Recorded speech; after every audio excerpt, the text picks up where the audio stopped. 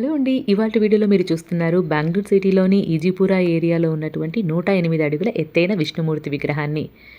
ఈ విగ్రహం ప్రపంచంలోనే అత్యంత ఎత్తైన ఏకశిలా విగ్రహం. దీనిని తమిళనాడులోని తిరువన్నామలై నుండి తవ్విన 420 టన్నుల మోనోలిత్ రాయితో తయారు చేశారట.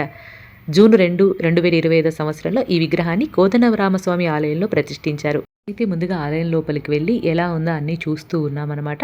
ఆ తర్వాత అక్కడ టికెట్స్ ఇస్తూ ఉన్నారు. అంటే పైనకి వెళ్ళి మెట్లెక్కి ఆ ఏకశిలా విగ్రహాన్ని దర్శించుకోవడానికి పర్ హెడ్ 100 రూపీస్ చార్జ్ చేస్తున్నాడనమాట. సో మెట్లెక్కి పైకి వెళ్ళినప్పుడు చుట్టూ గుడి ఎలా ఉంది అదంతా కూడా ఒక ఓవర్‌వ్యూ చూపించాను మీకు. పైన వీడియో తీస్తుంటే నాట్ అలౌడ్ అని చెప్పారండి. అంతదాకా ఎంత తీసానో అంత మాత్రం ఈ వీడియోలో మీకు చూపించాననమాట. కిందికి వచ్చి వీడియో తీసుకోవచ్చు. అన్నట్టు కింది నుంచి కూడా మనం విగ్రహాన్ని దర్శించుకోవచ్చండి. కాకపోతే పైకి వెళ్తే పాద దర్శనం అనేది మనకు కలుగుతుంది. చుట్టూరుతా ఉన్నటువంటి మండపాలన్నీ కూడా దర్శించాం. కోదండరామస్వామి ఆలయంలో ఉంది కదా, లోపల కొలువైనటువంటి దేవతామూర్తుల విగ్రహాలన్నీ కూడా దండం పెట్టుకున్నాం.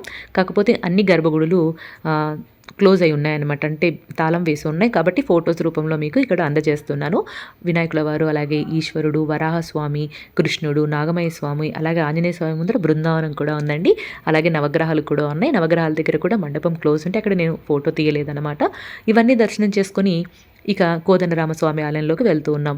ఈ ఆలయం లోపల ఇక్కడ ఆంజనేయ స్వామి వారు, అలాగే సీతారామ లక్ష్మణులు కూడా కొలువై ఉన్నారనమాట. సర్వాంగ సుందరంగా ఆలయాన్ని తీర్చిదిద్దారండి. ఇది పురాతనమైనటువంటి ఆలయం. ఆలయంలో దర్శనం చేసుకుని బయటికి వచ్చి ఎలా ఉందో లోపలంతా కూడా మీకు చూపిస్తున్నాను. ఈ లోపలికి వెళ్ళడానికి ఆలయానికి క్యూలో వెళ్ళొచ్చు, లేదా 100 రూపీస్ పర్ హెడ్ టికెట్ తీసుకుని కూడా వెళ్ళొచ్చు అనమాట. లోపలదంతా వీడియో తీస్తుంటే నా కూతురు అక్కడ స్తంభాల పైన ఒక్కొక్క స్తంభం పైన ఒక్కొక్కటి పేరు రాసున్నారు. మమ్మీ కుదిరితే అది కూడా వీడియోలో చూపించు అంటే అది కూడా మీకు చూపిస్తున్నాను అనమాట ఈ వీడియోలో.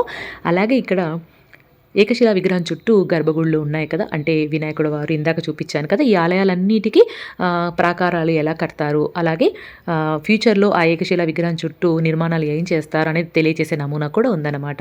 ఇక్కడ మీరు చూస్తున్నారు కదా, ఒక్కొక్క స్తంభానికి అక్కడ వాళ్ళు రాసినటువంటి పేర్లు. ఇలా రాయడం వల్ల మనకు కూడా పిల్లలకి కానీ మన పెద్దవాళ్ళకి కానీ ఆ స్తంభాలకి అవి ఎందుకు పెట్టారు ఏంటి అని మనకు తెలుసుకోవడానికి ఉంటుంది. తెలియకపోతే పంతులు గారిని అడిగి కూడా మనం తెలుసుకోవచ్చు. ఇవన్నీ చూసుకుంటూ మేము ఇంకా బయటికి వస్తే అక్కడ అష్టలక్ష్మి అమ్మవాళ్ళు కూడా కొలువై ఉన్నారనమాట. ఇందాక చెప్పాను కదండి మీకు ఒక నమూనా కూడా అక్కడ టెంపుల్ లోపల ఉందని, అదే అనమాట ఇది. ఇలా చుట్టూ అంతా కూడా ఫ్యూచర్లో చక్కగా డెవలప్ చేస్తారంట. ఈ ఆలయం చుట్టూ కూడా ఇల్లు ఉన్నాయండి. అంటే ప్రజలు అనేది నివాస స్థలాలు ఉన్నాయి. సో ఆ నివాస స్థలం లోపలే మనకి ఈ గుడి, అలాగే ఈ ఏకశిలా విగ్రహం అనేది ఉందన్నమాట. ఇక్కడ మీరు చూస్తున్నారు కదా, ఇవి అష్టలక్ష్మి అమ్మవార్లు అనమాట.